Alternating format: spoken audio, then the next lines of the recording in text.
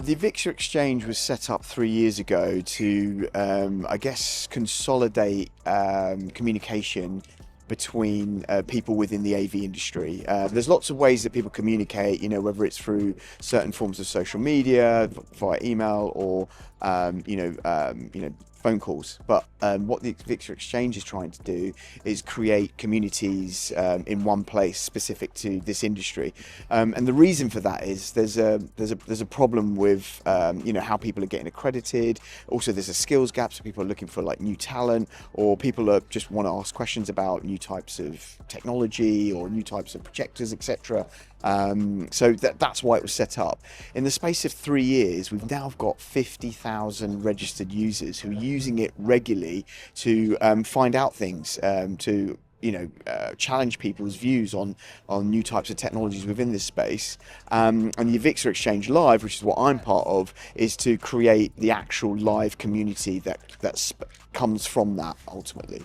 My role at the AVIXA Exchange Live is I've been billed as the host, so to be the master of ceremony of the show, to introduce people. Sometimes I've been chairing panels, so like asking questions, stimulating debate. But what I've also found is my role is to kind of stimulate the audience, get people talking. I find, and I'm sure AVIXA feel the same way, is generally conferences can be quite dusty. So it's really important to hone into the fact that people turn up because they want to be inspired and they want to learn, and so it's just really ensuring that everyone is understanding of that. Also getting people to talk to each other. There's people that are turning up to panel discussions who don't know anyone there, just getting them to look around and talk to the people around them and just say hello and converse. We've had people doing deals at the AVIXA Exchange Live. We've had brands coming to us. We've had young people coming to us saying that they've got jobs. People that are pushing new types of kind of thought processes within this industry. The last 2 years, everyone's been talking about AI, so it's been really interesting to see that change of debate, because initially it's like, okay, AI, it's everywhere, we're using it. Now people are saying, okay, we're using it now and this is what it's doing and here's where the value is, but also here are some problems, and now we've got tangible evidence of why there are problems, and let's discuss that and talk about it. I've been working in entertainment as a performer for a long time. So I used to be a musician for a long time. I used to live in the back of a white transit van. I used to travel all around Europe, all around the UK, performing to people. Then that led me to working within the music industry, and that also led me to working with that in AV. Working as an improv artist is really important, I believe, as a skill set to help you engage with communities, help you have conversations with people. Generally a conversation is an improvised conversation when you think about it. So I kind of believe that through improv you can empower anyone. You can give confidence to people, to help them to ask questions, to have all sorts of conversations about what's happening. Within the AV space though, let's be honest, everyone I know, there's not one person who didn't fall into this industry by accident.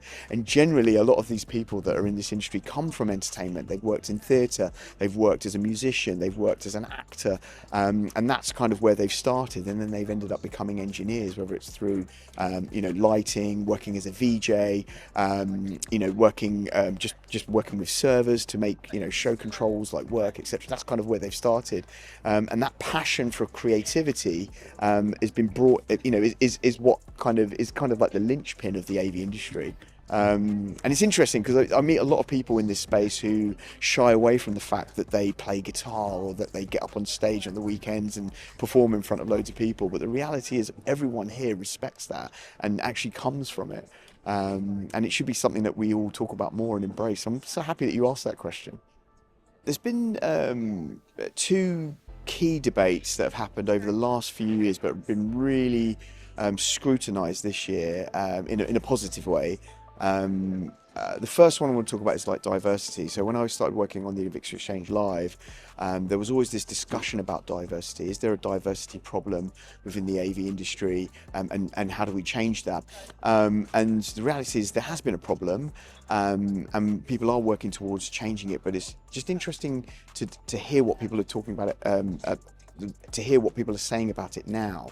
It's a conversation that is really important, but there has been some positive change, and there has been some positive insight as to how we frame that discussion so that it actually gives back to people around us. So we just had a panel at the AVIXA Xchange Live that was focusing on diversity, and they were talking about how the initial conversation about diversity was kind of pushed in the wrong direction, and it's created actually quite a toxic environment for people, because people were quite scared to talk about diversity just in case they made a mistake and they were I don't want to say ridiculed, but like demonized because of their perspective.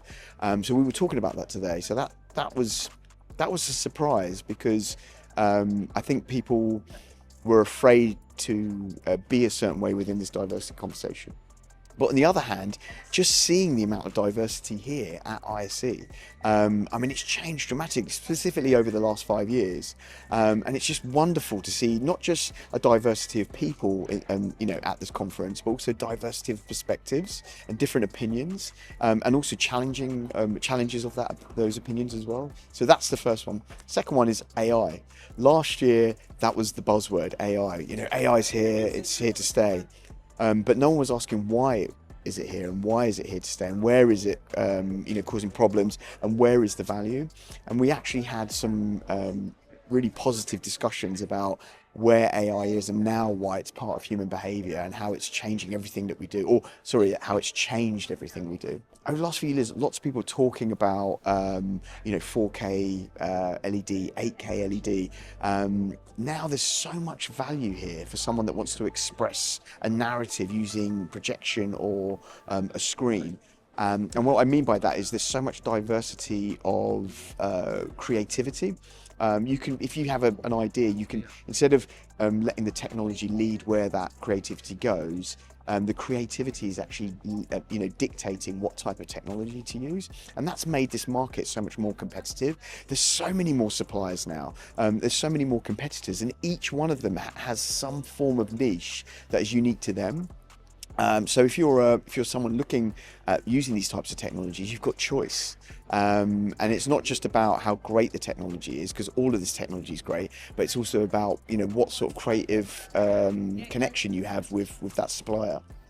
Barcelonan crowds are brilliant, they're very diverse, very forward thinking, but they're also crazy as well. And just some of the shows that I do in the UK, sometimes you have to be a bit careful what you say, but here they're like, no, we want it to be rude, we want it to be crazy, we want it to be burgeoning and pushy, which has just been a joy to kind of do, because usually I'm a bit I don't want to kind of offend anyone, but here you can offend everyone and everyone starts laughing. So yeah, it's been great. Within Tiger Heart, so Tiger Heart's my company, we're an innovation consultancy.